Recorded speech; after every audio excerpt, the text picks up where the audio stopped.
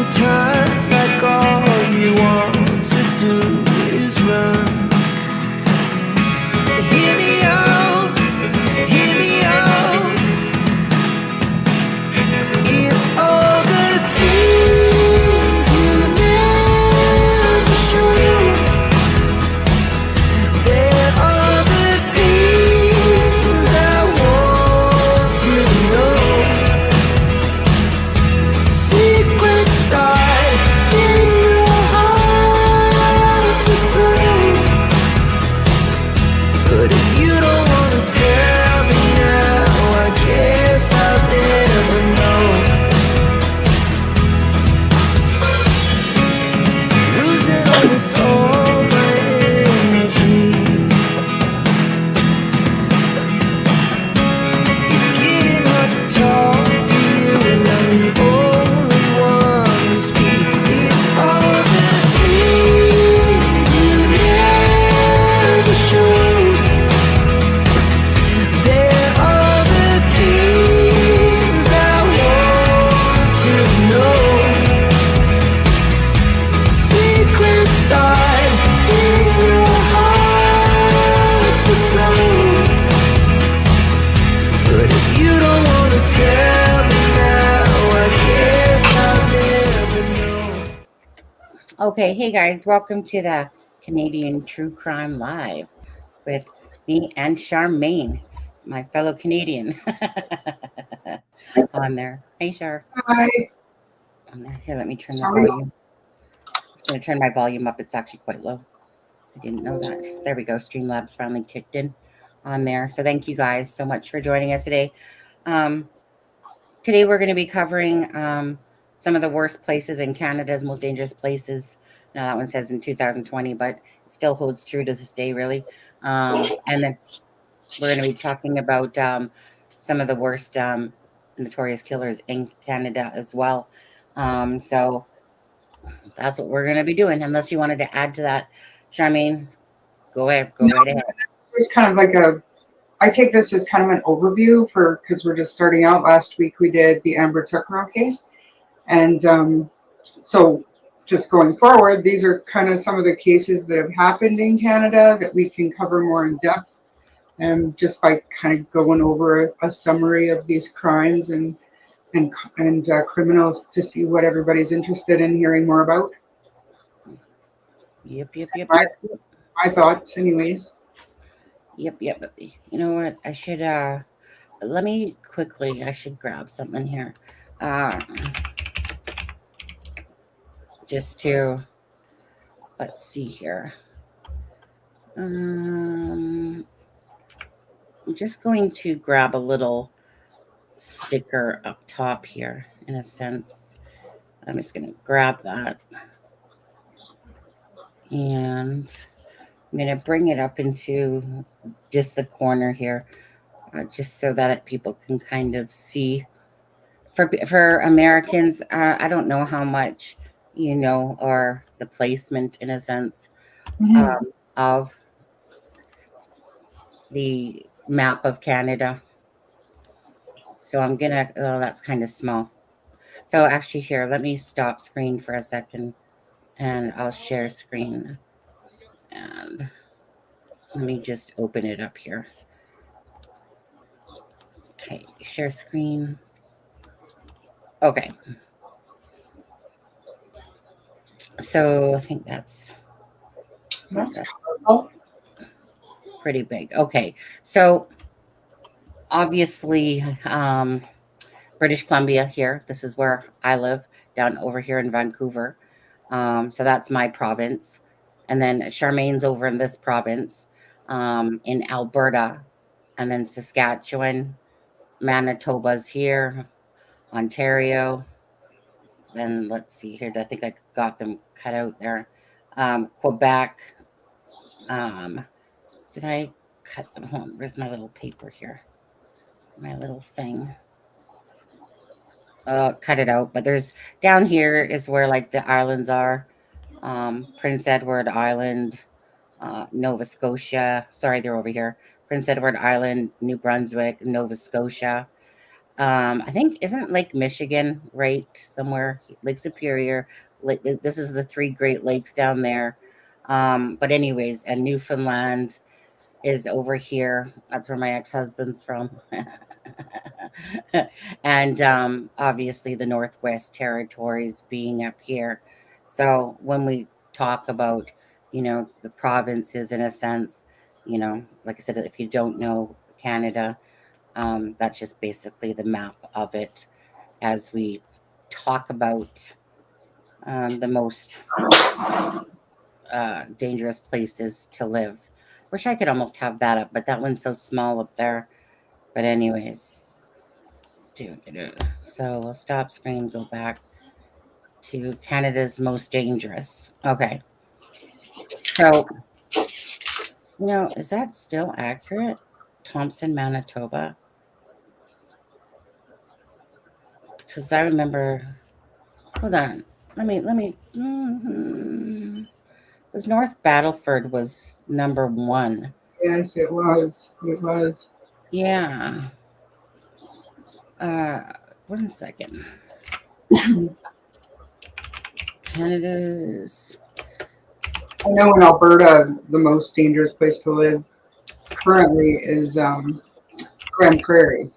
It's got the Yeah. highest rate, which is about an hour and a half north of me.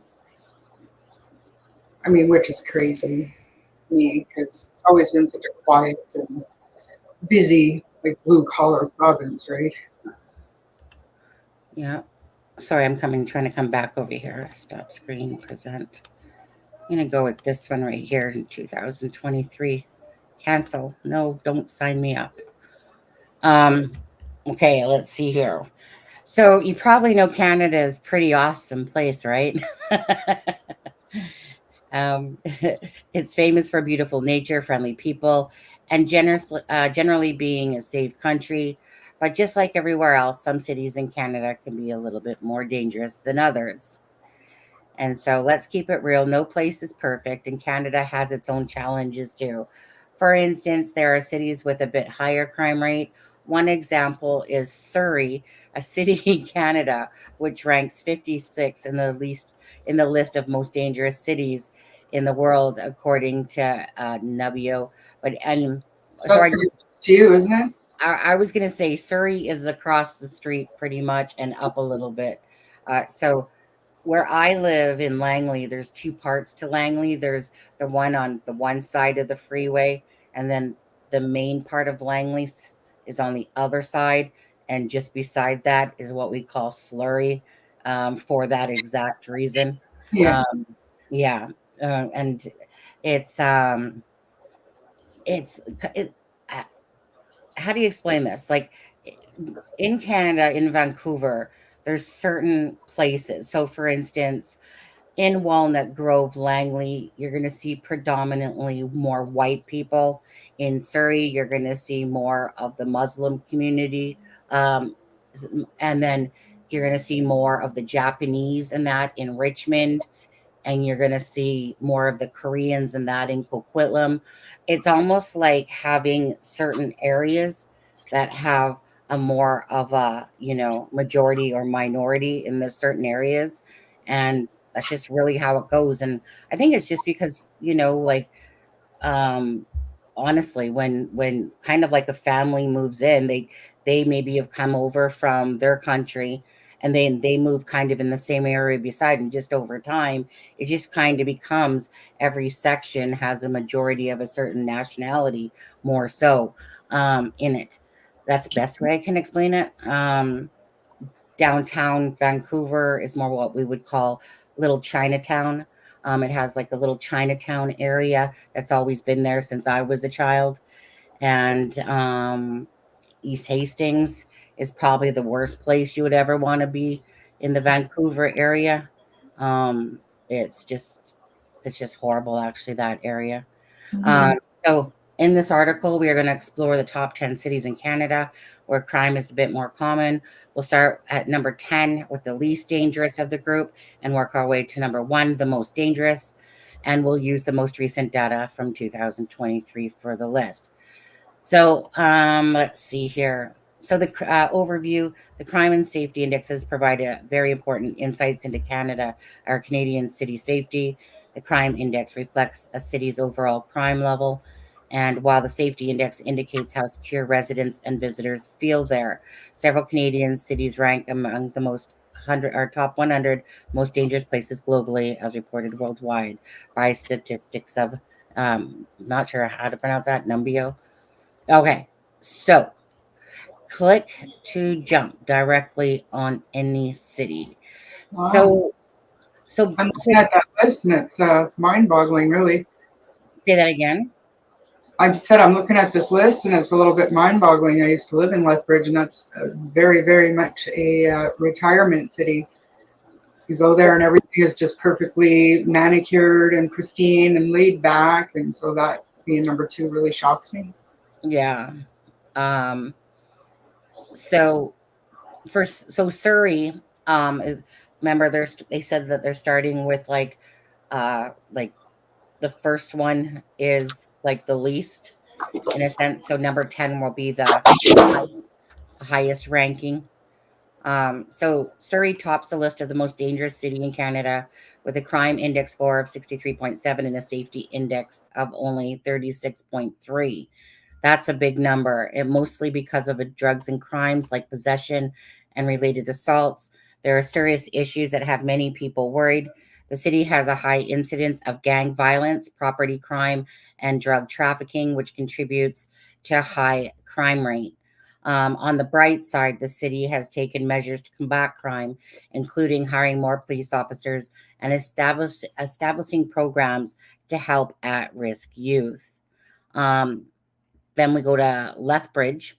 Lethbridge ranks second on the list with a crime index of 62.3 and a safety index score of 37.7.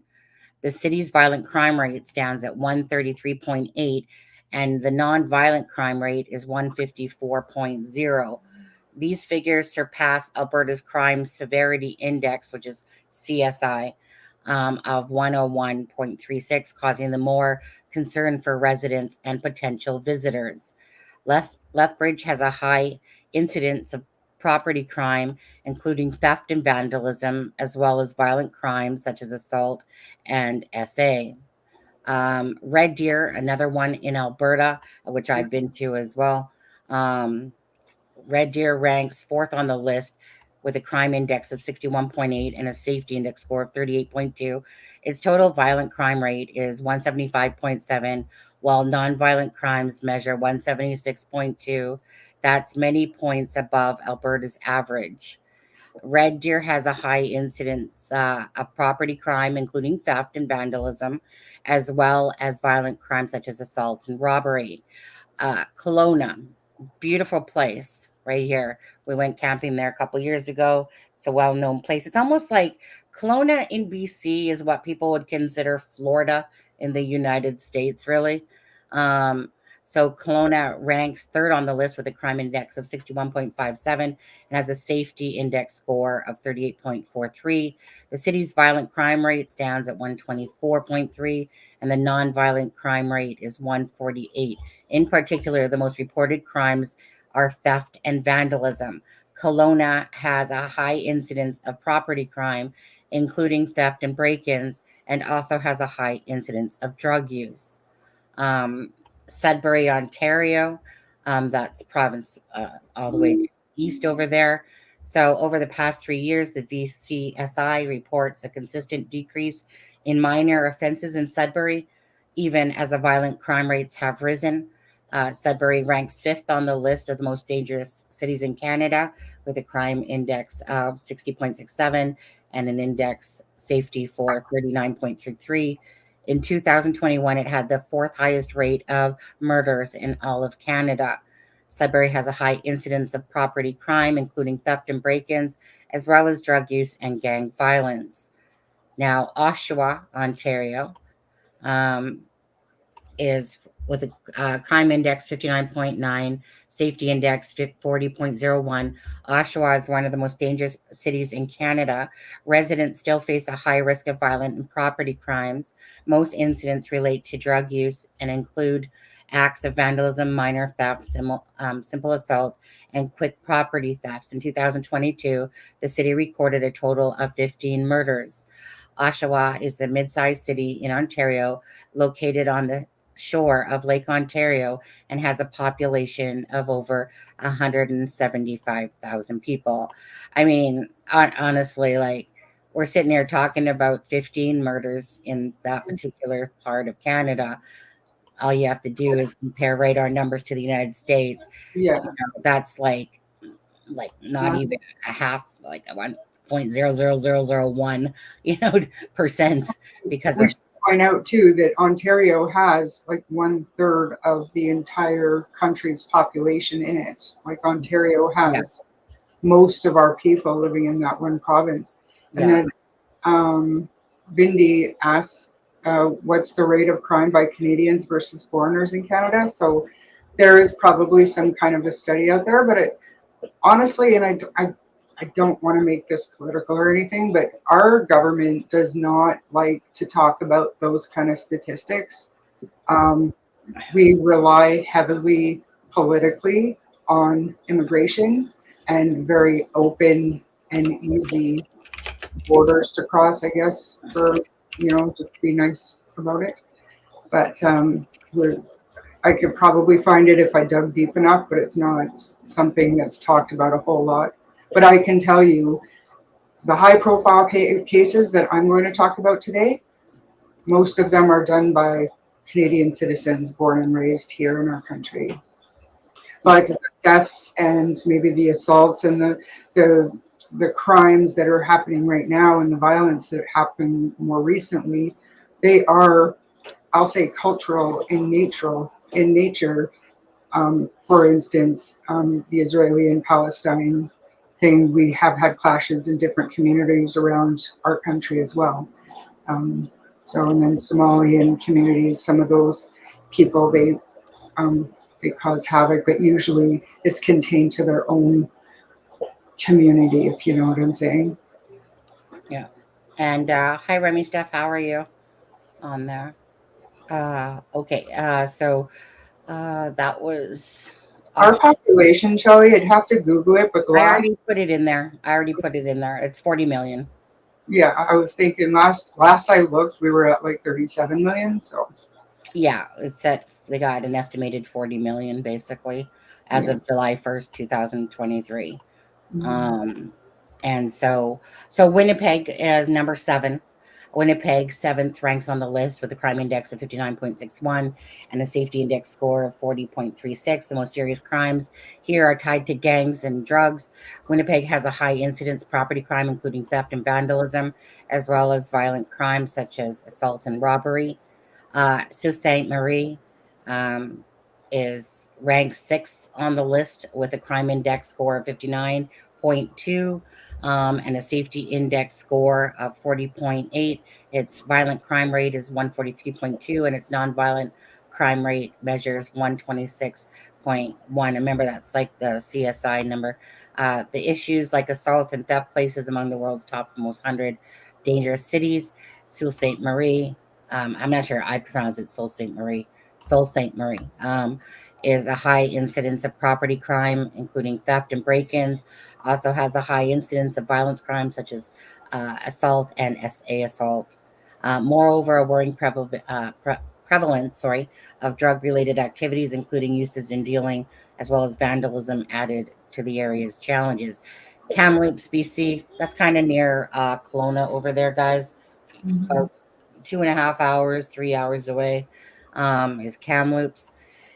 Kamloops, located in British Columbia, with a crime index of 55.39, is one of the most dangerous cities in Canada. Safety index is 44.61. It has violent crime rating of 132 and a non-violent of 135. Despite being known for its natural beauty and outdoor recreational activities, it has been plagued by high crime rates in recent years.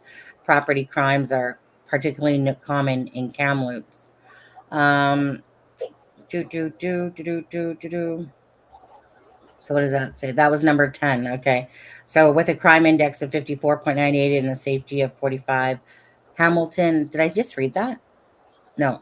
Hamilton ranks among the most dangerous cities in Canada. So that's Hamilton, Ontario. So up in the right-hand corner, it's the big one that's colored green, like a mint green. Has a population of over 570,000 people and has been struggling with rising crime rates in recent years. Violent crimes such as vandalism, theft, muggings, assault, and robbery are common in Hamilton. Other notable cities with a high crime rate in Canada include Brampton, London, Regina, Saskatoon, St. John's, Edmonton, and Windsor, which Windsor's in Ontario. Edmonton's in Alberta, Brampton, Ontario. Regina is in Winnipeg, and Saskatoon is in Saskatchewan, and St. John's is in Newfoundland over there.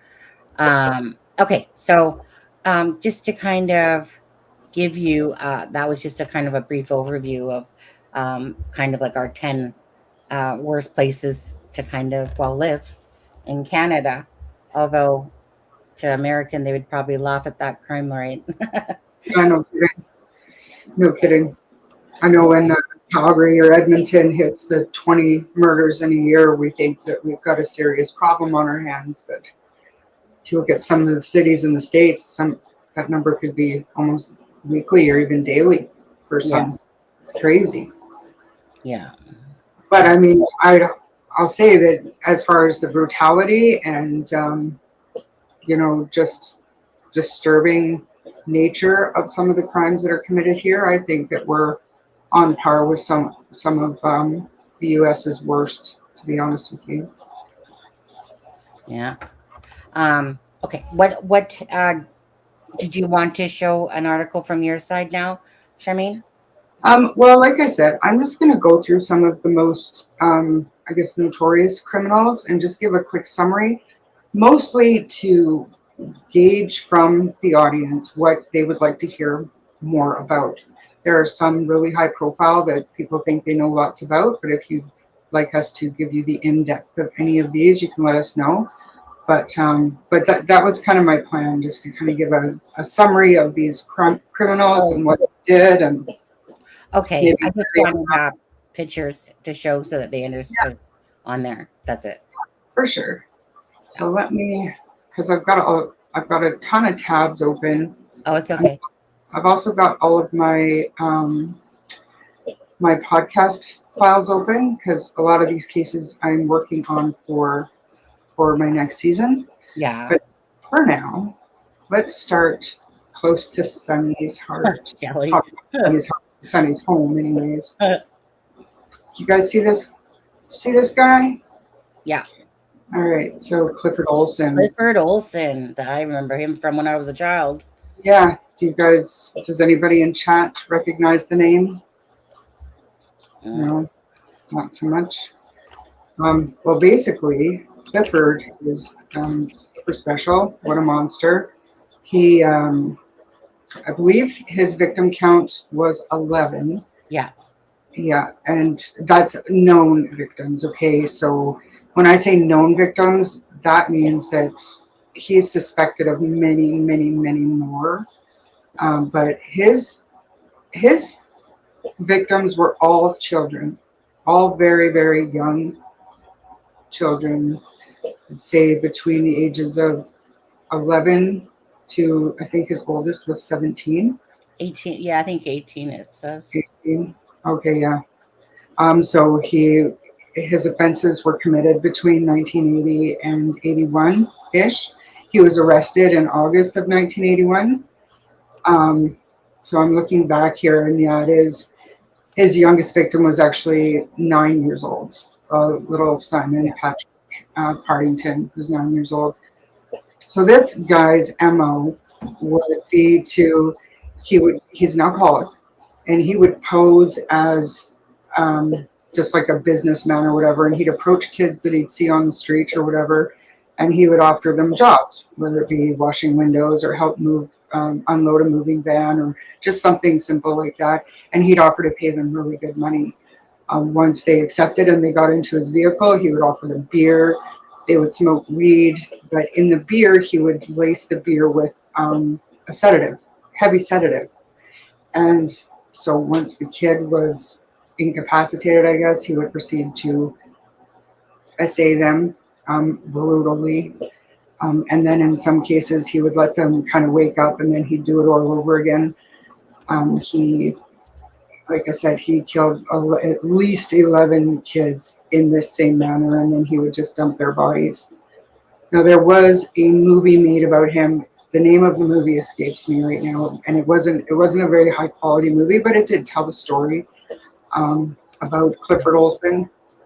He died in October of 2011. And the thing about Clifford Olson is his case actually changed Canadian legislation in that when he turned 65, he was in prison, and he started getting his old age security checks, so his social security checks from the government. So the government was paying him every month that he was in jail. And so that legislation, that obviously caused an uproar. So that legislation changed. So if you're a convicted criminal, then you're not able to collect that anymore. Another thing about Clifford Olson is they couldn't find any of his victims' bodies. Okay, so when he was first arrested and he started to confess, he offered to lead the RCMP to his victims' bodies in exchange for money. So I believe it was $10,000 per body that the RCMP agreed to pay him. His wife and son received that money, but yeah, he basically that whole thing changed a lot of things in Canada too, because obviously uproar. Why are we paying this man to lead us to victims' bodies? So he was a complete piece of trash. He is another one like Baston that we talked about in the Delphi case, who had all of these frivolous lawsuits and stuff against prison and prison guards and stuff. So he was actually, I want to say he was cited as a nuisance and he wasn't allowed to file any more complaints against anybody. So he did go away quietly, and he passed away from cancer in 2011. Yeah. He's And from in BC, his crimes were mostly committed actually in Richmond, where Sonny lives. Richmond and Surrey. He did at one time live in Calgary, and when I did my episode on him, I did find people like children that were missing, unsolved murders that were around the time frame. But like I said, I trust that the police were policing, and if there were any connections to be made, probably would have been made. But that's why they think he's probably done more, because once they stopped paying him for those victims' bodies, then he stopped talking, basically. Mhm. Disgusting human being, right? Well, yeah, absolutely. Kind of like the whole Rick Schuerman thing that, like the whole $1 million that Asa Ellerup and the children are getting paid for the Yes. documentary and stuff like that. And it's just, I don't know. It's just sick. Like, it's just one of those things. Like, I don't know. Things that are done for money, and what things people pay for, and stuff like that. Anyways, Wasn't he? Isn't there a law? What is the law now that you can't profit from? Like, you can't make money from your crimes. And I wish I could remember the name of that bill or whatever that was passed.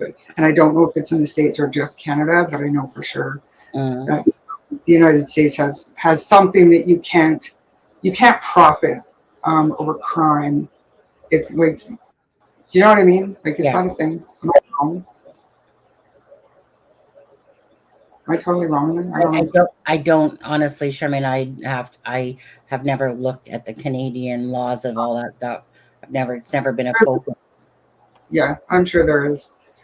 So the next one that I wanted to talk about, because this one is kind of mind-boggling as well, Alan Legere. So he's known as the Monster of Miramichi. He was actually serving a sentence for assault and I believe burglary when he escaped. And he was on the run for a number of months. And while he was out, he committed murders. He committed actually 5 homicides. He would beat his victims and sexually assault them and just leave their remains behind, and a lot of times he would set the buildings on fire. But that's another one and this was in Miramichi, New Brunswick. So I don't know if Sunny wants to pull anything up or point out on that map where that is, but that's one of the islands towards the east coast. Which one? New Brunswick? Yeah. Well, New Brunswick, you guys, just so I don't have to stop sharing and whatever. If you look at that little banner in the right-hand corner, just look to the very right at the bottom where you see that cluster. Wait. New Brunswick's over there, isn't it? Frick, I can't even see the thing. New Brunswick is where all of where the purple is up there, and then you go down a little bit, and there's I can't see if it's it's right there. It's the little orange piece, yeah. like where that little cluster is at the very bottom there. I think it's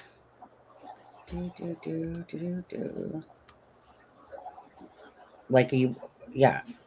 I just don't want to stop the screen just to have to do that. For sure. Unless you want me to. No, it's okay. It doesn't really matter. So he, like I said, he killed 5 people, but he also attempted to kill 2 more. He sexually assaulted 4. He was charged with 1 count of robbery and then 4 counts of kidnapping, and those are all surrounding those people that he murdered. So he was convicted on 4 counts of first-degree murder, 1 count of second-degree murder, obviously 1 count of escaping custody, 1 count of kidnapping, and 1 count of common assault. Was sentenced to 5 life sentences plus 9 years. So just so you know, back then, a life sentence is 25 years, and then you can be eligible for parole after 2/3 of your sentence is served. They've come up now with the dangerous offender designation, so they can say that you're not eligible for parole until after 25 years. And if you have that dangerous offender designation, chances of you getting parole are slim to none. So you could foreseeably spend the rest of your life in prison.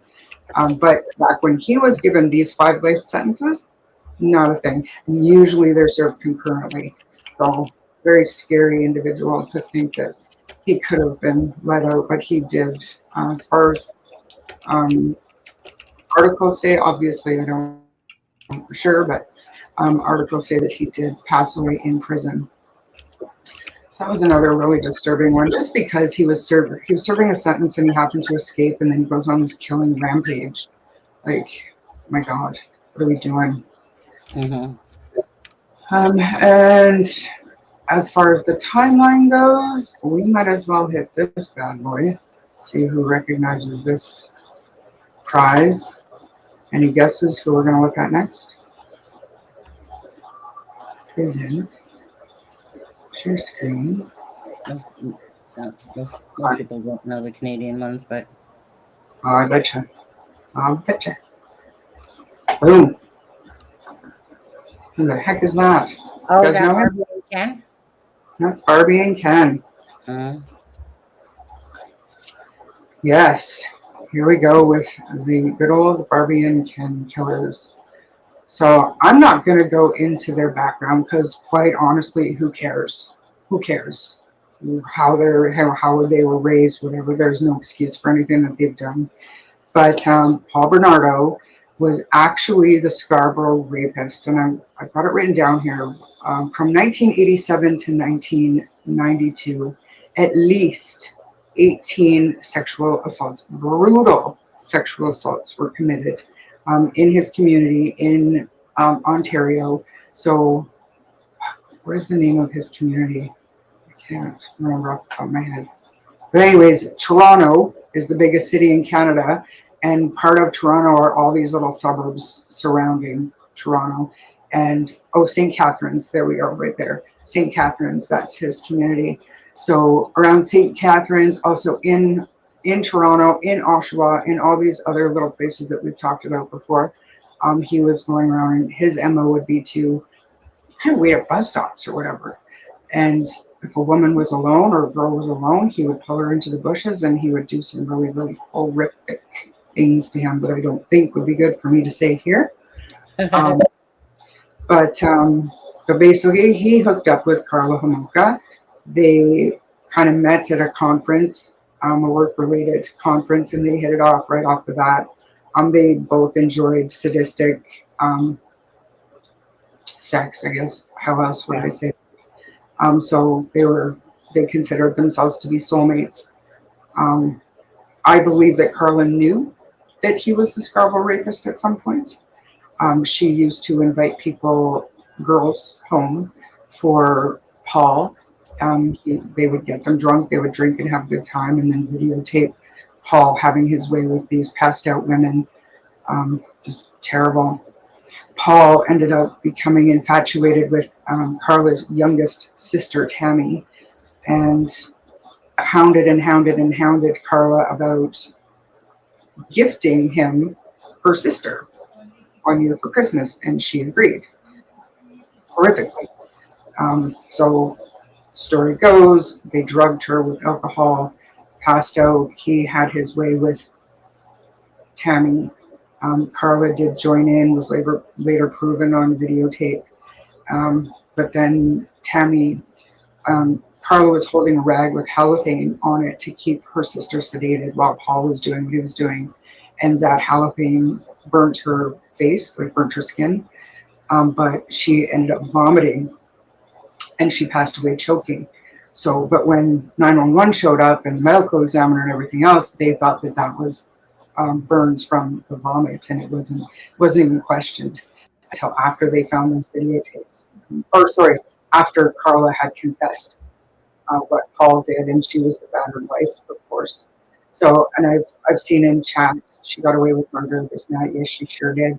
So she turned Paul in after he had raped many women, assaulted her sister, and murdered her sister. They kidnapped Leslie Mahaffey. Paul kidnapped Leslie, took her home, kept her for a few days while he videotaped himself assaulting and brutalizing this poor little girl. She's 14 years old. And then murdered her and dismembered her body and put her body into concrete blocks, dumped the concrete blocks into a body of water. And these wedding pictures that you're seeing right here, their wedding day was the same day that Leslie's remains were found. Just disgusting. Horrible. And then shortly after, they, as a couple, kidnapped Kristen French. Kristen French was also a young schoolgirl. Karla asked Kristen for help with directions. She had a map out on the hood of her car and asked Kristen to come over and get them directions. And while Kristen was helping Karla, the harmless little blonde girl, Paul came up behind and forced her into the car. They were especially brutal with Kristen, kept her for a number of days. Kristen actually watched the news, watched her father cry and plead for whoever Kristen to let her go and for Kristen to stay strong. They made Kristen watch that. And then after he was done and he had his fill, he murdered her. He claims that Karla murdered both of these girls while he was out getting dinner or whatever. Right. And some people believe that, or tend to believe that, because he was the Scarborough rapist for so long, and the only thing that had changed, supposedly, was Karla. She was added to the mix. But I would argue the only thing that would have changed was the fact that before he met Karla, he was living at home with his family. So he didn't start killing until he had his own space. He wanted a sex slave. He didn't just want to go around murdering women. He wanted to bring them in and keep them and have his way with them.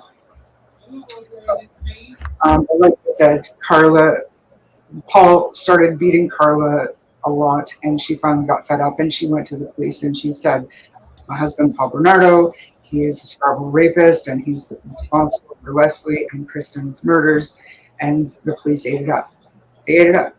So they offered her, and she had to, say what her role was at the time, not turning him in. They offered her 12 years in exchange for her testimony against Paul. And she signed that deal, and that deal stuck, even though before Paul even went to trial, they found those murder tapes. that clearly show Karla very much a willing participant in those crimes, all of them. And to me, and now, if that had happened, if you lie when you're making a deal, if you lie Yeah. to deal, then that makes the deal null and void.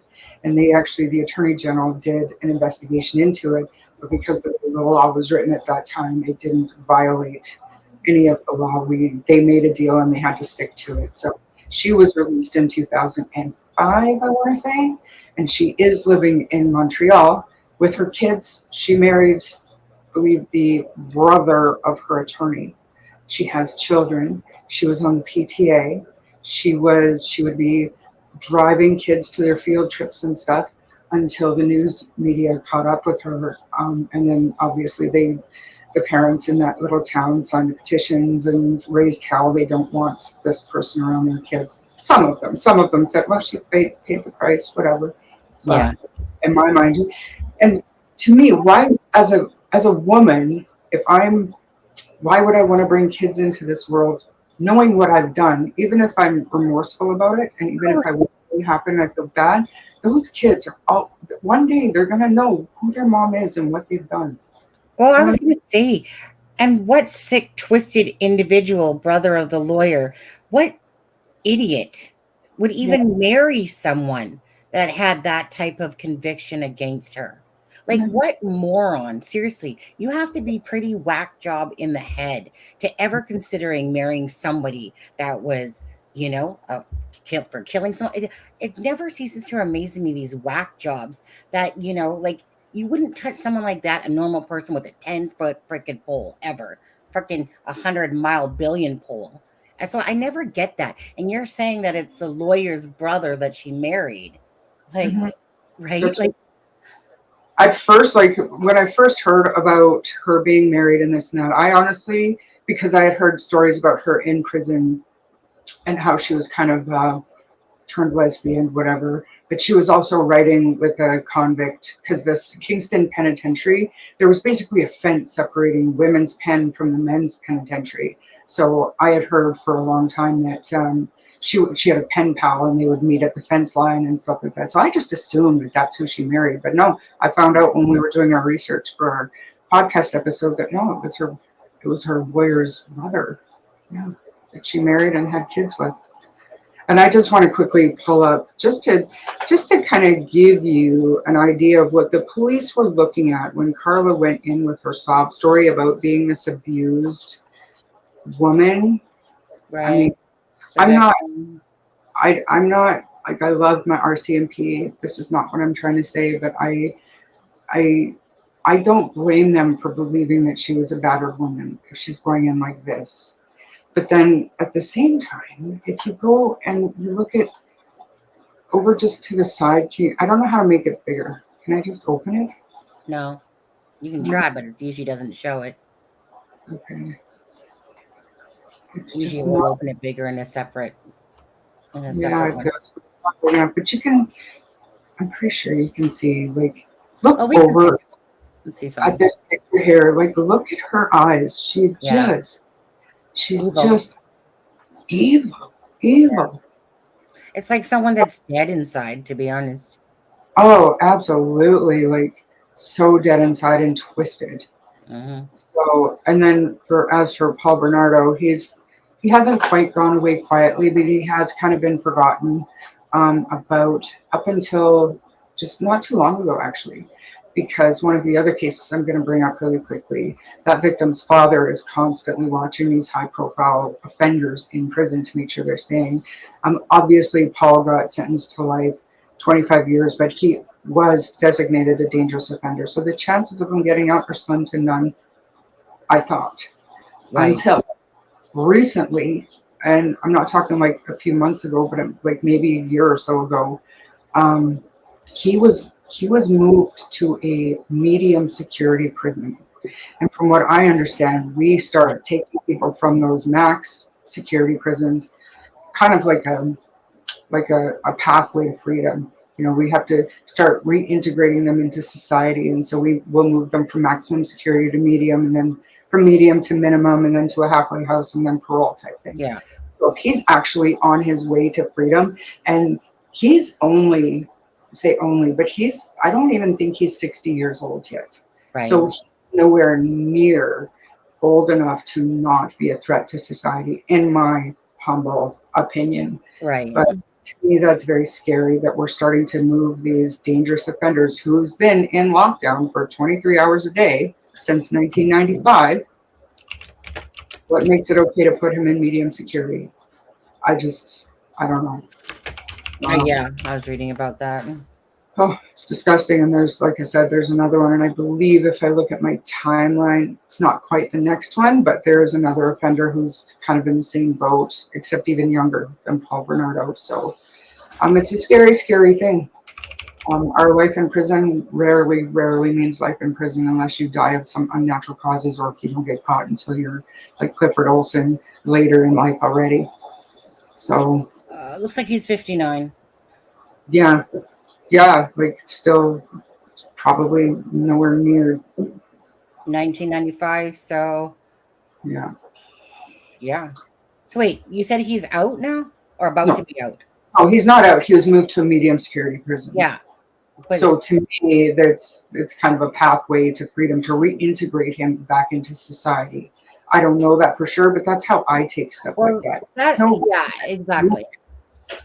Right. there's no reason to move that man from where he was at. You know. So it's disgusting. So yeah, I don't know if anybody wants us to do a deeper dive into that case, but that's a possibility, and it's disturbing. It's so disturbing. Like I said, you guys might have more, like number wise, but our brutality in some of these is just as, if not more, horrific. To be completely honest with you. Yeah. Why isn't it sharing my screen? That's me because I haven't shared it. I was on a different page. Oh, okay. Oh, Robert Pickton, pig farmer. Who's this jerk? Yeah. This is another one that I don't know if anybody. Another Rex Hewerman. Yeah. So, and this loosely, in my opinion, and don't quote me on that, don't tell anybody I said that, but this loosely ties into the missing and murdered Indigenous women epidemic in Canada. He was basically, quote unquote, helping drug addicts and prostitutes in the lower mainland area. He owned a pig farm just outside of Vancouver. Near Coquitlam, actually. Because it's where I live, that area. He was just over the bridge in Port Coquitlam area. Yeah. And so he would pick up these women. I don't even know if he was picking them up to pay them for services or if he was actually trying to portray that he was helping them. Do you know what I mean? Like, I don't know how he was approaching them. Hey, I'll give you 20 bucks or whatever it is, or come with me and I'll feed you and you can take it. Right. I don't know what his MO exactly was, but he was charged with murdering 26 women at his farm. He actually claims to have killed over 49 women, but it was the largest serial killer investigation in Canadian history. Yeah. But like I said, very loose ties to the missing and murdered Indigenous women and girls. And that case, Robert's case, actually, I think is what gave the missing and murdered Indigenous women's movement a lot of kind of gusto. It really took off after this case was found out, after this was said and done and through the court system. That's when everybody started talking about all of these other women that are, they just vanish, and a lot of their remains aren't even found. So we don't even know if they're murdered. But yeah. So well, if I'm correct, well, I believe, and this is just trying to go off my memory now.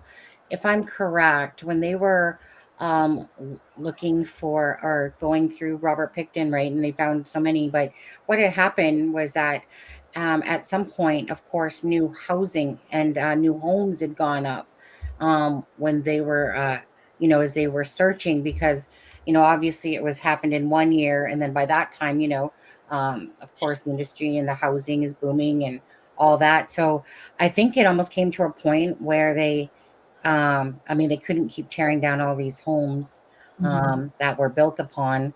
So that's why I think that they, you know, have got. I'd have to go back, but I just remember that that being a thing. Like they were digging up all over the farm, but there was like said, who knows exactly how many there was. To be honest with you. So it said, like back in 1996, Mm. Roberts and his brother started a charity. It was a registered charity, and they called it Piggy's Palace Good Time Society. They held parties to raise funds for groups in need, quote unquote. As many as 1,700 people would show up at these parties on any like given weekend. Um, Most notably, the Hells Angels would show up there quite regularly, and obviously sex workers from the downtown east side in Vancouver. Neighbors always complained of drug use and noise. And then in 2000, in the year 2000, the city of Port Coquitlam shut down the Piggy's Palace because of all of the complaints. And from the outside looking in, it didn't look good. And no shade on the Hells Angels or whatever. I don't want any trouble. But to associate with those people are going to think a certain way about you. You know what I'm saying? But between 1978 and 2001, at least 65 women were reported missing from that downtown east side in Vancouver.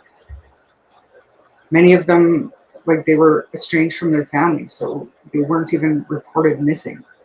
And those were a lot of the victims that were found at Pickton. They hadn't even been reported missing. So,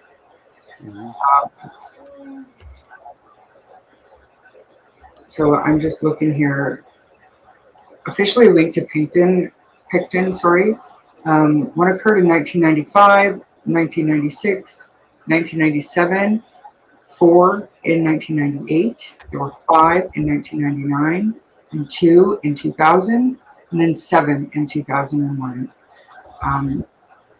Obviously, many missing women were not officially linked to Pickton because of lack of evidence. Having said that, though, during his confessions, he said that he would put the bodies in the pig pens and the pigs would eat them. He would go on to slaughter those pigs and share that meat with Meet with, yeah. friends and businesses and whatnot. He did, Shelley, and he actually confessed to killing 49, but they had no evidence to press charges on those. But he was convicted of, I say 26, I want to say 26.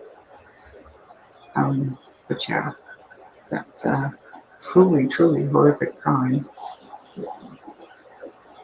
Is it true the RCMP were involved with killing? I'm going to say no, there's no evidence to support that. What the RCMP and the Vancouver City Police are guilty of is ignoring missing Indigenous or high-risk lifestyle women. If a prostitute goes missing, it's treated much differently than if soccer mom or a woman Yeah. from the States goes missing. Yeah, Yeah. it's terrible. But it, just like the Paul Bernardo case, this Robert Pickton, the piggy farmer, is another one that would be a good for like a full episode, kind of a deep dive to go through. Charmaine, give me 1 second. I just gotta go to the washroom. So I'll be right back. It's just because I'm sick, you guys, and I'm drinking a lot of water and I gotta go. So I'll be right back, okay? You're Okay. good. You're good to still keep talking for just about 2 minutes.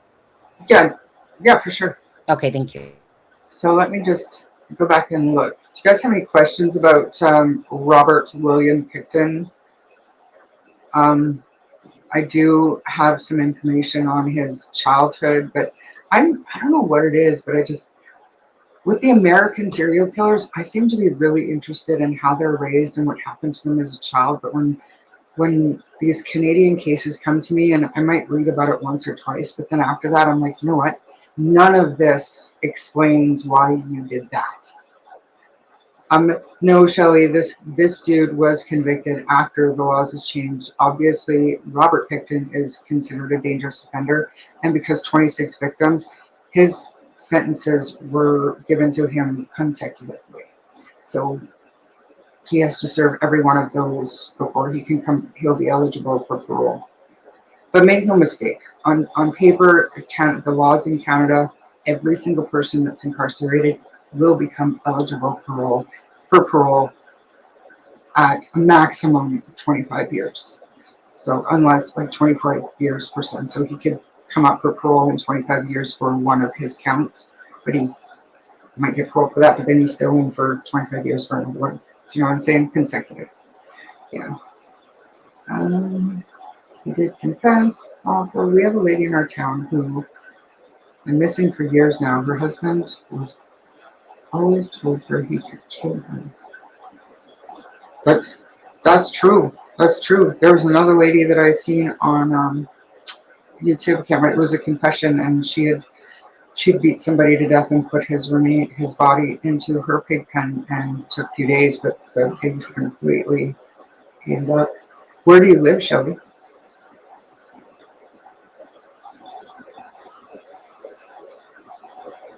I'm wondering if this is a Canadian thing.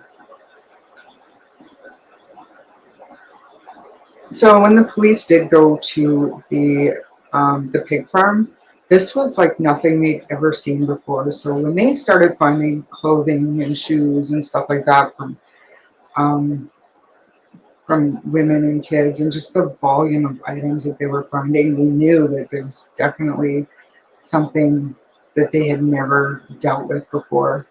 They did take their time going through. We believe that everything that was to be found isn't found. No, the brother was not jailed. There was no connection ever found. His brother had moved out and kind of separated because over the years, and like I said, this would be a good one for a deeper dive, like a full episode. But over the years, Robert started acting strange, and people were afraid of him. The way they were raised, he was always a little bit different. He was always a lot slower than his brother and his sister. He actually has a sister as well who completely separated herself from the family before his parents even died, just because they were a little bit twisted. Yeah, but as far as I know, as regards to this case, Remy stuff, his brother was not connected at all. I mean, he could have done something else in prison. I don't know, but it's got nothing to do with this case. But they are very well off, right? He is, I don't know if Robert is still a millionaire, but at the time that they had this pig farm, the entire family, Robert, his brother, and his sister, they were millionaires. So there was absolutely no reason for them, or at least for Robert to be living in the, utter mess that he was living in. But he was obviously sick. He was mentally ill, and I'm not saying he's like not responsible or anything like that, but it's terrible. Ready to move on? Sunny. Yeah, whichever one. Okay.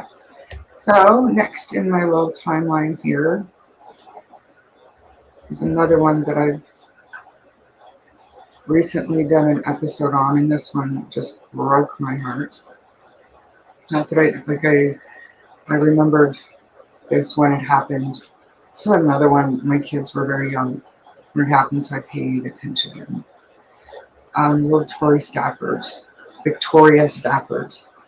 Let me just see here. Okay.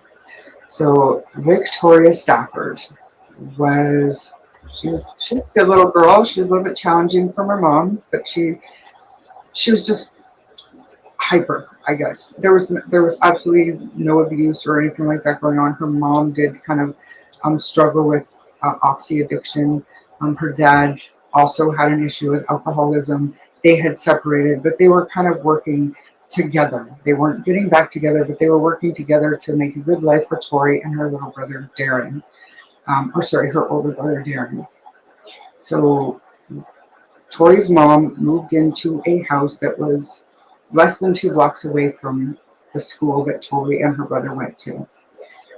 Tori went to school one morning, and her mom said this morning was different than a lot of other mornings. Tori didn't fight. She didn't fuss. She was extremely excited to go to school.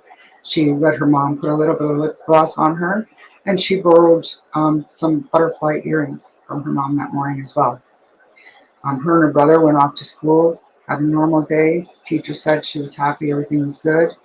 Then after the school bell rang after school, her brother had decided that he was on his bike, but he decided that he was going to walk two other kids home who lived basically right beside the school. And he told Tori, I'll be back in 10 minutes and we'll walk home together.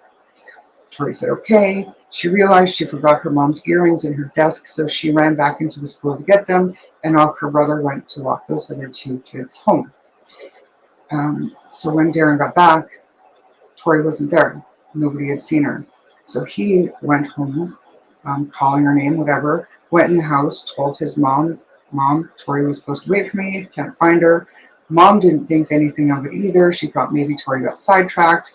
Like I said, she's just a hyper outgoing little girl, and sometimes we get sidetracked. She's only 8 years old. It's not unheard of. But Mom wasn't immediately concerned until she had called her mom, like Tori's grandma, about half an hour later and said, Tori's not home yet. And let me just say, there were some reports that Tori's mom had been high on oxycodone and passed out on the couch. That's not confirmed. Tori's mom denies that allegation completely. But in any case, it was Tori's grandma that phoned the police and entered the missing persons report. This happened in Woodstock, Ontario. Again, another one of those little suburbs of Toronto that I've been talking about. And to their credit, the police took this serious right away. They called the Ontario Provincial Police, the OPP. The OPP is who has to approve Amber Alerts in Canada, in Ontario. So the OPP said that it didn't meet the criteria to issue an Amber Alert for Tori's disappearance. One, they couldn't prove that she was actually abducted. They had no information about any perpetrator or anything like that, so they did not release an Amber Alert. Woodstock police was mortified about that, of course, so they used their local media to get the word out about Tori. Like, everybody knew, and everybody was looking for Tori this night. What we didn't know until later on was that a woman, let's go on this one, I can't spell on this one, I have to go to my page.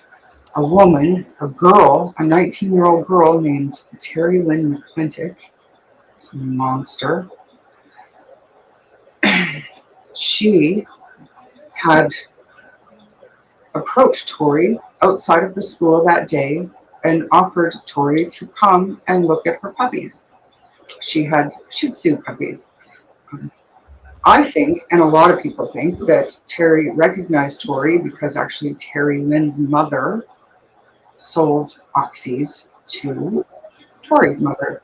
So it is thought that Terry Lynn was aware that Tori loved Shih Tzus, because it was always talked about. They had just gotten a Shih Tzu.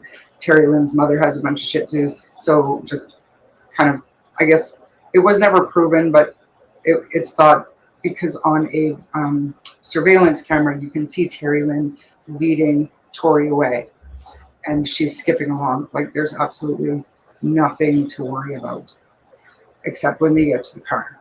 And when they get to the car, Tori sees that there's a man inside the car. The man's name is Michael Rafferty. Tori decides she doesn't want to go anymore. She doesn't want to see the puppy.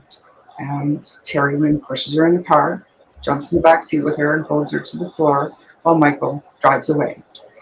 They drive off.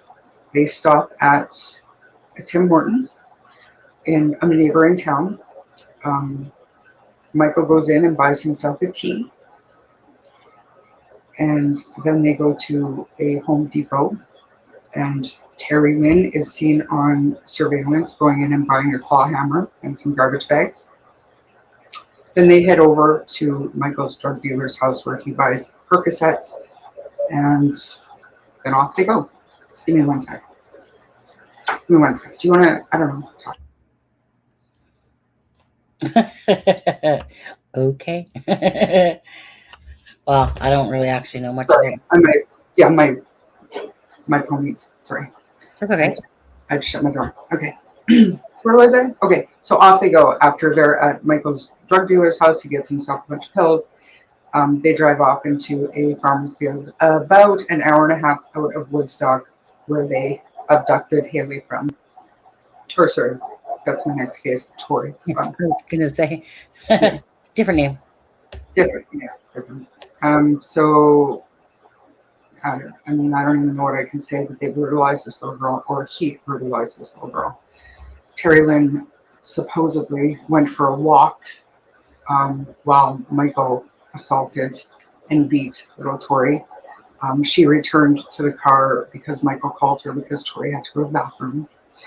Um, Terry Lynn walked Tori over to some bushes so that she could go pee, and Terry Lynn said that she did see blood, but she still proceeded to walk Tori back to the car. All the while, Tori was clinging to Terry Lynn's hand, saying, "Please don't leave me alone with him, T. Please don't leave me alone with him, T." And she didn't anyway. She just said, "You're a good girl. You're going to be strong. You're going to get through this. It'll be okay." Brutal. So she left again. And by the time she came back, and I'm not even saying the stuff that's going on in the background, that's for like maybe a members only or listen to my podcast or whatever. But she come back to the car a second time, just in time to see Michael rolling Tori out of the car, getting out of the car, and according to Terry, at this point of time, start kicking her and hitting her over the head with a claw hammer until she stopped moving. The two then proceeded to put her in a garbage bag, put her under some rocks, get in the car, drive back to Woodstock, and carry on with life as usual. Tori was missing for a number of weeks. They couldn't find her body until somebody recognized Terry Lynn McClintock in that surveillance video. Like I said, she had already been in a detention center for an unrelated assault. She did end up confessing and accusing Michael of the murder. They arrested Michael. He still to this day hasn't taken any accountability, but they were both found guilty.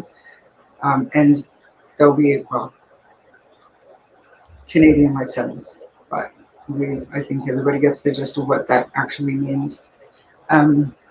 So in 2018, Terry Lynn was transferred to what's called a healing lodge. I don't know if you remember this or not, Sunny, but it was a huge hubbub, huge, because for Indigenous women prisoners, they are allowed to apply to go to a healing lodge instead of being in a federal penitentiary.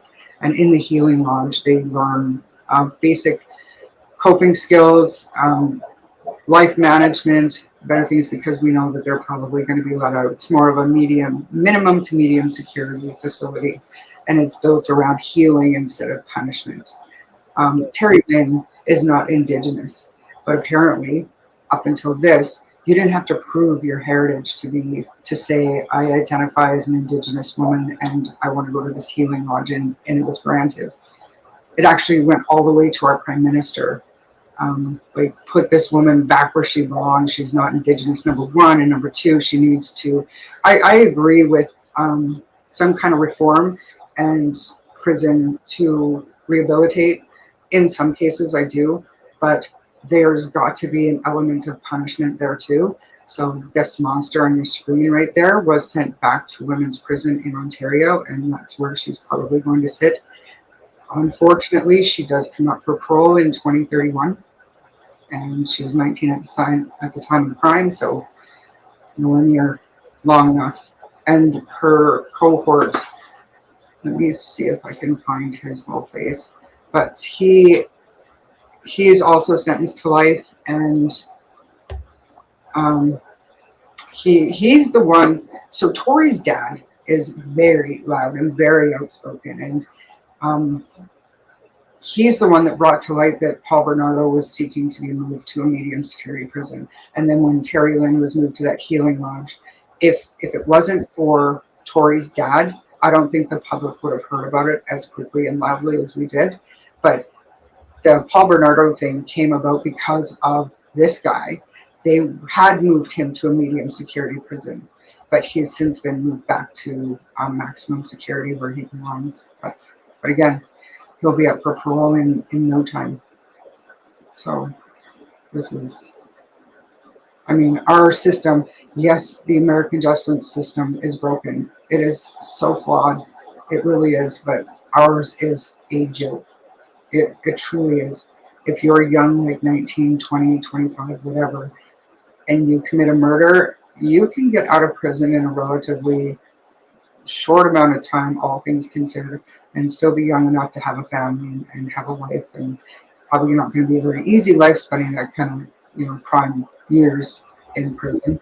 But I don't know. To me, I just don't think they should ever walk the streets again, especially when you were sexually assault and murder an 8-year-old girl. It should be off the table. It makes me sick. No justice for victims. Absolutely. Absolutely. And these cases, they all get me just so heated. So heated. I don't I even know. know. Okay. So, and another part of this story that kind of got to me was like, well, I know Amber Alert. I mean, I get it has to meet certain criteria, but you can still put it out that there has been a situation where we're missing an 8-year-old girl. If we did that for every 8-year-old girl who goes missing, it would be a constant. I get that. But the problem I have with this one is that the next case I'm going to talk about happened inside Toronto, the city of Toronto, 8 years before this happened to Tori. And the very first Amber Alert in Canada was put out for this other little girl fairly quickly. Um, it didn't have a whole lot more than what we had of Tori at the beginning. Um, so let's move on to the next case. How are we doing for time there? Well, I was going to say we're going to go another like 20 minutes. Okay. So is this I one know. about? Sorry? No, I can do this one relatively quickly, and then maybe some questions and some feedback on Sure. cases that they want to hear more from Sure. about maybe. And there's other ones that are just as brutal, but these are the ones that kind of stick with me the most. Um, yeah. So here we go. So Holly Jones, she was a 10-year-old little girl, and she's so pretty. She's so pretty. Um, So 10 years old in the middle of Toronto, huge city, but they lived in an area that was considered safe, and they lived there for a lot of years. She lived there with her parents and her siblings. Um, she had a play date over to her house. Her play date lived 2 blocks away. Holly wanted to walk her play date home, and her mom said, I don't want you to do that. No, you're too young to be going out and walking your friend home. And Holly literally said, well, Mom, she's only in grade 4. I have to. So Mom thought she should probably, let the leash go a little bit. Okay, Holly, I'll trust you. You call me when you get to your friend's house and call me when you get, and then you hurry back home. Straight there, straight back type thing. Okay, Mom, love you. I'll be right back. And Holly got to her friend Claudia's house, checked in, everything was fine, and Holly never made it home. So come to find out, there's a huge search, and I will keep this shorter. But again, my podcast is out on it, or we can cover it more in depth going forward. About halfway home, there was a man you can see on the screen, this ugly little dude, this guy here. His name is Michael Breyer. Now, Michael Breyer has no criminal history, but he does have issues. Not getting into that, but on this particular day, he had spent the day drinking in his apartment and watching CP, thinking about how much he wanted to, with a little girl. So he lived on a street that's called Legere, and this just happened to be the street that Holly was walking home on. He grabbed Holly by the back of her neck and whispered in her ear, if you make a move or fight me, I will kill you. And she did not resist. So he put her into his apartment. You can imagine what he did. And then he strangled her. When he thought that she was gone, he emptied out his refrigerator and put her body inside the refrigerator, trying to think what he was going to do next. He was laying in the bed where he assaulted Holly when he heard a bunch of thudding banging noises. So he ran back out to his kitchen to find out that Holly was still alive, and she was trying her best to escape the refrigerator. So what did he do? He took her back into his bedroom, did it all over again, strangled her again until he knew she was dead. He then took her into the bathroom, dismembered her body, put the body parts into duffel bags, went out to Lake Ontario, and dropped certain items in. In one of the bags was her torso, and in that bag was also a mop head and a bath mat from his apartment. And then in another bag, her head and arms, and that had a dumbbell in it, along with her body parts. Long story short, those bags were found 2 days later, just floating to shore. And because of the DNA and stuff that was found in those bags, they were able to get a confession out of Michael Breyer.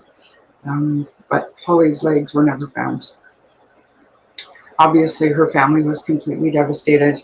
The public was shocked, absolutely devastated that this happened. Somebody built a huge mural in Toronto. It had butterflies and just colorful flowers and stuff all over. It was really beautiful. And it came to be like a place of reverence, and people would go and drop flowers and stuff. I think we can see it on the bottom. Yeah, you can see it down at the bottom there. Yeah, so that actually last year, unfortunately, was painted over. Really? Yeah, but they have a permanent memorial. This was not a, I guess, I don't know what you'd call it, but sanctioned or whatever. And her mom also has a garden that she keeps going for Holly. But it's really, I mean, it was really pretty. And like I said, this case was just one of those that just sticks with you. You know what I mean? Like, who is this guy? And he's never done anything like this before. And he just kind of comes out of the hole that he lives in and does this horrible thing and ruins so many lives. And just brutal what he did to her. Just brutal. Yeah, Remy, this one just hit a little bit differently than a lot of the other ones did. What is our time like? Well, I guess we can save the rest for another time. Oh, yeah, we can do it for another time. About 13 minutes. Yeah. So, other than that, it's more like, is there, what do you want to say? Like, is there a particular case that you want us to cover next week? I was gonna go through there. Like I said, there's so many cases in Canada. There's the Russell Williams. If we don't know about him, he was the Canadian Air Force commander. He was a pilot in our Air Force. He has flown the Queen. He has flown Prince Philip, dignitaries from all over the world. He is a high-ranking colonel in our military, and he's also a serial killer. So I really wanted to go over that one. But again, these ones that have multiple victims and kind of a interesting past, it's more of a full episode. But the thing is, these cases are solved, so it's not like the Amber Tucker case where we were kind of asking for help and share. This is just let's chat about this, right? So I don't know if there's anything anybody wanted to hear more about the cases that I kind of talked about today, and the missing and murdered Indigenous women. I know I've mentioned it a few times, but that is huge, and it's not a one-time deal. Like if we're struggling to find a topic to talk about, that's just the go-to, because there's so many victims and so many like suspects, and yeah. So, what is the intent next week then? I don't know. Has anybody said anything about? No, it's all just kind of talking as they go. Do you want to get that officer one in there? Russell Williams, the colonel. Yeah. Yeah, sure. We can cover Russell Williams. There is actually really interesting video that we can watch of his interrogation and his confession. It's actually the behavioral panel. You guys watch what are they called? Behavior panel? Yeah, but I can't show that video.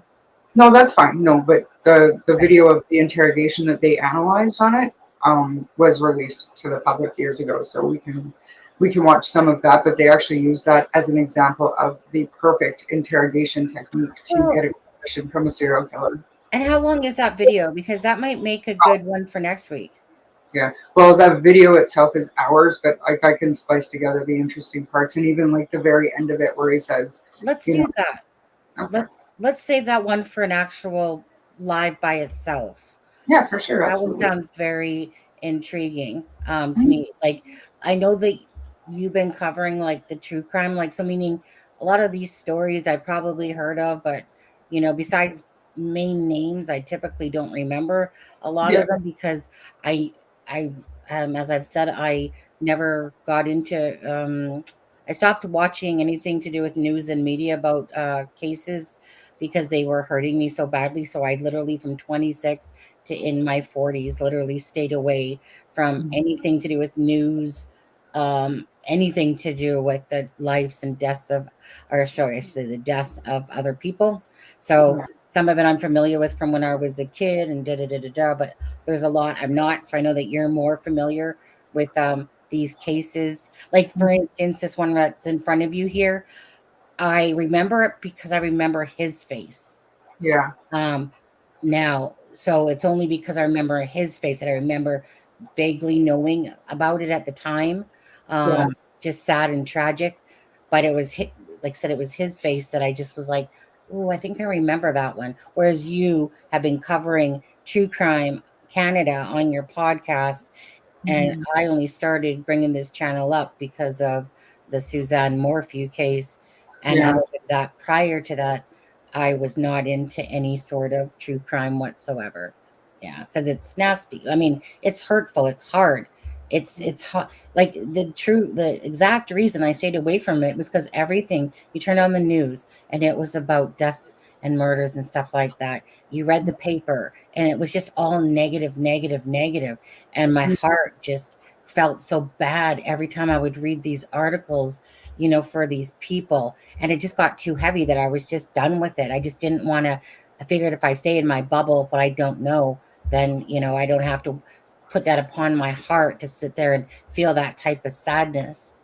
Yeah. And uh, like I said, it's like our population is a lot Not yet. lower and our crimes, we don't have as many serial killers and crime and murders as the States, but the ones that we do have and that we're hearing about and that we cover on this, I guess, platform and on my podcast, they're definitely as brutal and deserve just as much but, airtime as the more popular ones, I guess. Yeah. Can Um, you tell Shelly what the name is of the gentleman that we're going to be talking about? What's his name again? Russell Williams. Russell Williams. So look for that interrogation, I guess. Mhm. So for next week when we, and then she's like, Charmaine said like she'll splice it because Shelly sent me the Garrett Kurtz like 3 hour thing. I've Oh, really? watched it, yeah. Which Case by Case Files has it on. That's the one that's sticking up for freaking Ashley Garth or whatever. Yeah. Um, Again, each to their own what they do on their channel. And if she thinks that she wants to help, Ashley Garth and somehow that she's innocent, well, the end of the day, the evidence proves that she's not innocent. So, um, Shelly, even though I probably would have came along it, but Shelly had popped it in my um, messenger.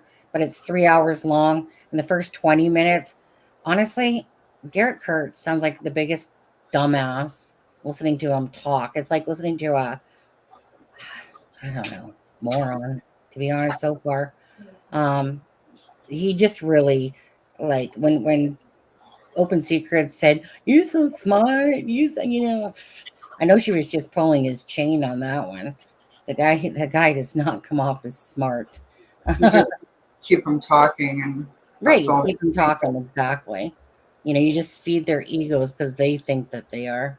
But anyways, I was only 20 minutes into it. I had too much other stuff to do, and at that but I will watch it, you know. Um, but I will watch it. Simple as that. I'm gonna drop a link for that interrogation. Make it easier. Mhm. Yeah, Okay. it's really neat. So Okay. So awesome. yeah. Um, Thank you uh, guys for watching. listening. And if you have anything Canadian case-wise or requests or anything that you'd like to hear about, just let us know. Yeah. So next week, you guys will be doing this one then on Russell Williams. And yeah, thanks, Charmaine, for bringing up all those cases today and stuff like that. Like, again, I'm still out of my element. You know, it's hard because it's like Yeah. doing a lot through It's a Crime and Shame on the regular stuff in Delphi, and because Yeah. of all the documents and everything like that. So appreciate you putting this together and talking about these cases. And again, it might, like, we might only have 12 people watching, but this isn't something that's going to happen overnight, right? You know. No, I mean, it doesn't matter to me. I have no idea how many people listen to my podcast, and I still do it. It doesn't make a difference to me. I appreciate those that are here that are listening, and you never know how many people watch replay or whatever. It's all good. Exactly. Our base is not out of Canada, but in time, you know, hopefully we'll get a bigger Canadian base over, you know, to the channel and stuff like that. But things take time, as always. But anyways, it's just really more the importance about bringing awareness, or talking about things that you guys might not know, especially in the United States.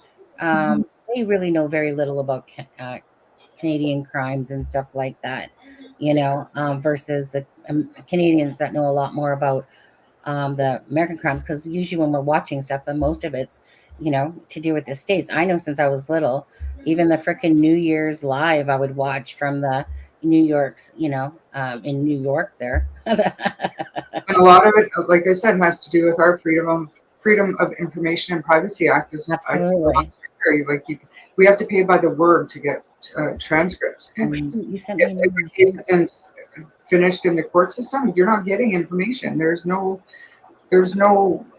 like getting any information from the RCMP. It just doesn't happen here. It just doesn't happen here. So easier to follow the U.S. crimes.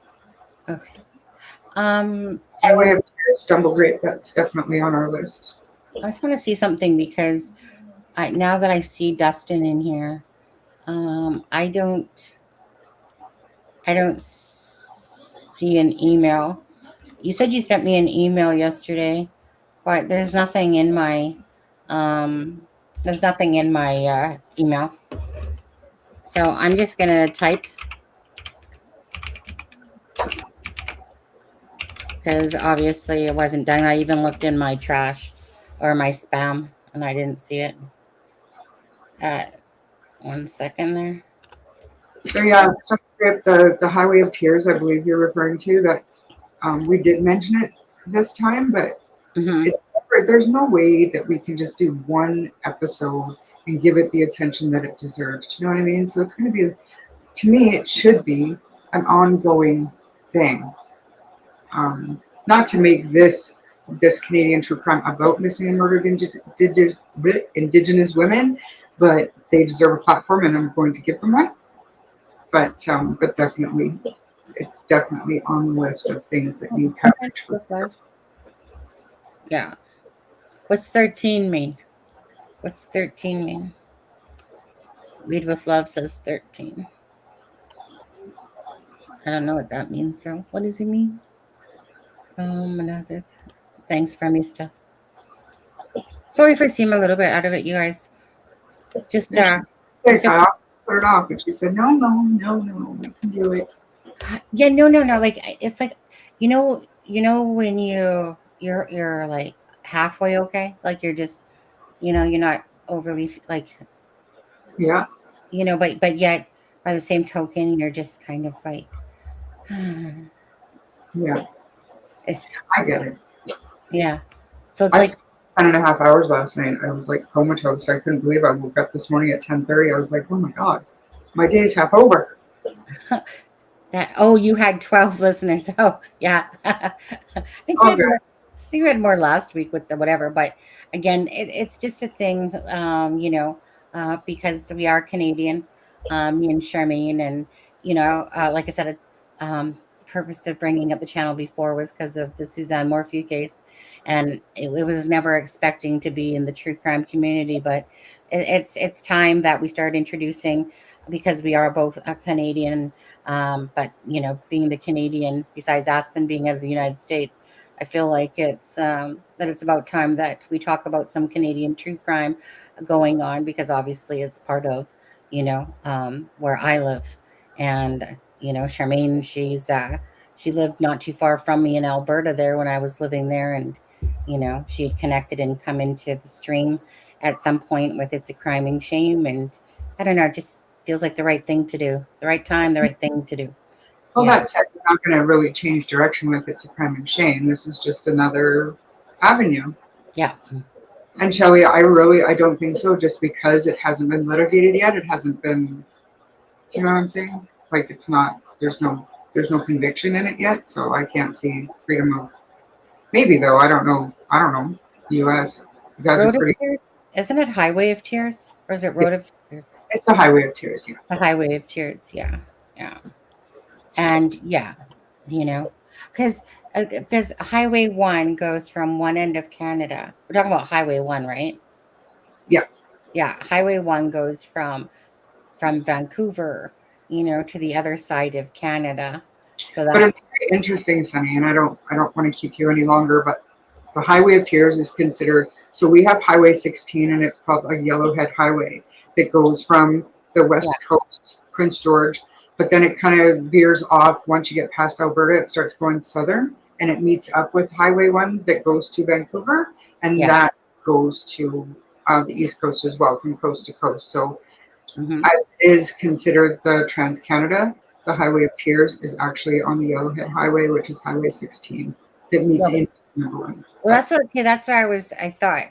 Yeah, Because I was like, well, Highway One's the one that goes right across from yeah, here. The thing, and you were talking about Highway 16 yeah. on there, and I can't say that I've sat there and, like, I mean, I've heard about the Highway of Tears. Do I know the story behind it all? Absolutely not. Like I said, I was 26 when I stopped paying attention to the news and stuff like that. So it's more something that I need to look into. And like Charmaine says, it's not just something you do in one episode. It's a vast amount of people, um, in a sense, that have gone missing and disappeared and whatever on that Highway of Tears. Libby, Um, are you in Canada? We say Trail of Tears for our March of the Natives. Are you in Canada? Is that something that I'm just not aware of? Because that's very interesting. And if you are from Canada and you're part of that, I would love to talk to you.